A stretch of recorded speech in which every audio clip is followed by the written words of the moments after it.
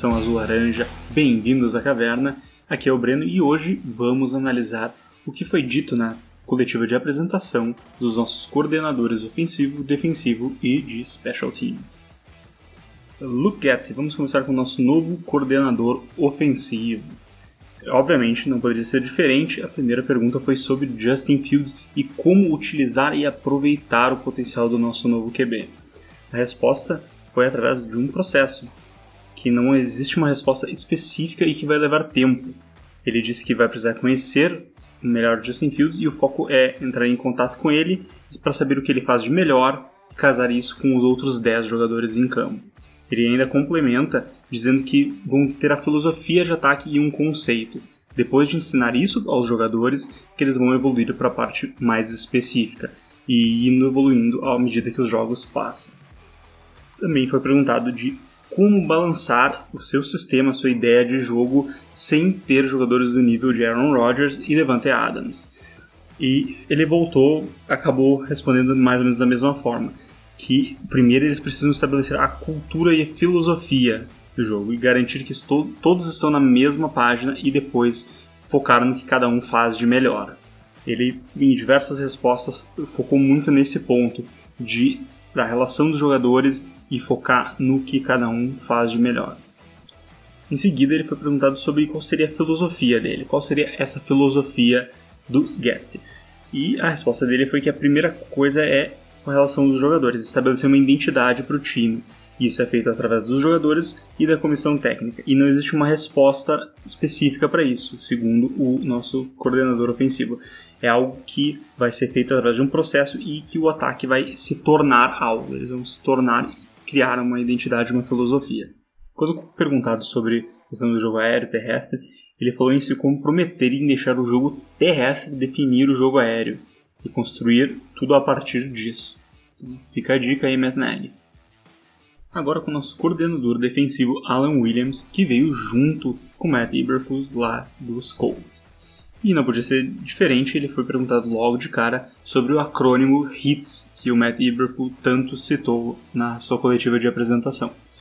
Ele explica que o HITS, que é Hustle, Intensity, Takeaways e Smart Play, assim como o conceito de loaves, que já é um pouco mais antigo, o Eberflus criou esse acrônimo como um bom método para eles poderem avaliar e cobrar os jogadores. Assim eles podem saber se os jogadores estão evoluindo ou não de uma temporada para outra. Ele também foi perguntado por que ele acha que esses jogadores compram ou não essa ideia dos hits. E ele explicou que lá nos Colts, no início, os jogadores não compraram a ideia. O que eles vão pedir para os jogadores não é difícil, mas é extremamente duro, ele colocou. Dar 100%, hustle, intensidade, fazer coisas que talvez não estejam acostumados. E ele explica que não existiu essa ideia de compra. Aos poucos, os jogadores foram observando isso no campo e no tape, que a defesa foi evoluindo. E é aí que começou a vir a compra dessa ideia. Não foi de um dia para a noite. Os turnovers foram se transformando em vitória e assim o time passou a acreditar realmente no sistema. Eles passaram a comprar a ideia à medida que o trabalho duro foi dando sucesso. Bom, tanto Bears quanto Colts têm dois grandes linebackers, Roquan Smith e Darius Leonard. É óbvio que não podia escapar uma pergunta comparando os dois. Ele constatou que ambos produzem. Quando você olha para o tape, você não precisa ser um especialista para perceber que eles amam jogar futebol. A reputação do Roquan Smith o seguiu desde o college. Quando você tem um jogador assim, segundo ele, você sempre o quer em campo.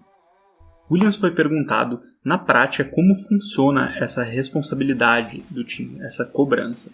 Ele voltou a mencionar os hits e que vamos ouvir muito desse acrônimo nas coletivas, que pode parecer repetitivo, mas quando você tem uma identidade e ela é uma boa identidade, você continua achando formas diferentes de aplicá-la.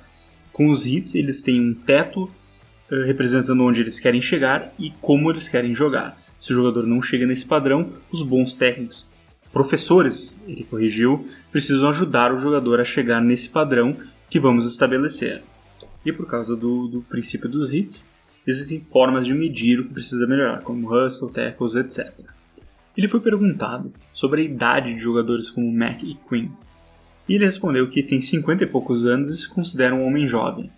acha que ambos têm muito combustível no tanque ainda, e ainda mais numa era onde os jogadores se cuidam mais, se alimentam de forma mais saudável. E está muito empolgado de poder contar com os dois. Também foi perguntado sobre a questão da adaptação para um novo esquema, porque tudo indica que vamos trocar de um sistema defensivo 3-4 para um 4-3. E ele respondeu que bons jogadores são bons jogadores, não importa o esquema. Agora, quanto tempo irá levar para virar uma boa defesa, uma que pode reconhecer todas as características que eles querem ter, ele não tem como estabelecer uma data para isso e ele nem quer botar uma data limite para fazer isso se concretizar. Já sobre os esquemas, ele diz que ele pode chegar aqui querendo defender em zona, mas os nossos jogadores serem extraordinários marcando homem a homem. Então, o que ele vai fazer é passar a jogar marcando homem a homem. Ele não vai chegar aqui com uma pré-concepção e forçar o time a jogar de uma forma que não é compatível com o talento que o elenco possui.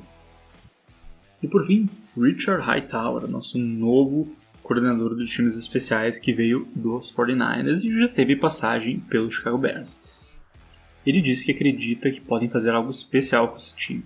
Perguntado sobre como ter um jogador como Grant ajudou ele ou não a aceitar o trabalho, ele disse que tudo é levado em consideração na hora de aceitar um trabalho. Já sobre Cairo Santos, ele disse que conhece ele pelo tape e vendo jogar, porque a gente se enfrentou recentemente. E sobre o evento de Chicago, ele disse que aprendeu isso na primeira passagem dele em 2016, e que é um desafio, mas é um desafio divertido chutar no Soldier Field. Como a coletiva se deu no dia da premiação da NFL e da revelação do Hall of Fame, não podia ser diferente. Ele foi perguntado sobre o que ele achava de Devin Hester. Ele rasgou elogios ao retornador e disse que acha que é um Hall of Famer de primeira escolha sim. Infelizmente sabemos que não foi o caso, mas enfim, né? Ele acrescentou que no meu tempo, nos meus 15 anos da liga, ele foi o melhor de longe. Sobre o jogo dos Packers, que culminou com a eliminação do nosso rival, ele disse que é bom aprender com as experiências tanto boas quanto ruins. Você pode usar essas experiências para ensinar os seus jogadores.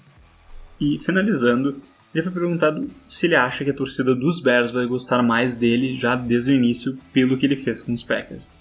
E bom, eu vou deixar a resposta dele falar por si.